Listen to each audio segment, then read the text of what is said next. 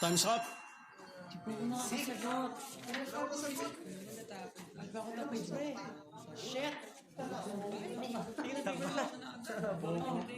May sagot ka? Hurry up, hurry up. Tingin, pre. Thank you. Sir! Pwede na bang umalis? Pwede na. Pass your paper now. Kaya pa ako nagtinom sa labas. Sige na. Saan ka ba after neto? Okay, sir.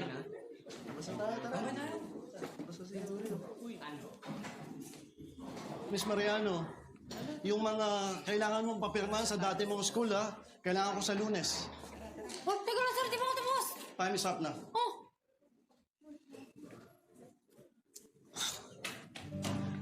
Kainis, yun pa nga pala.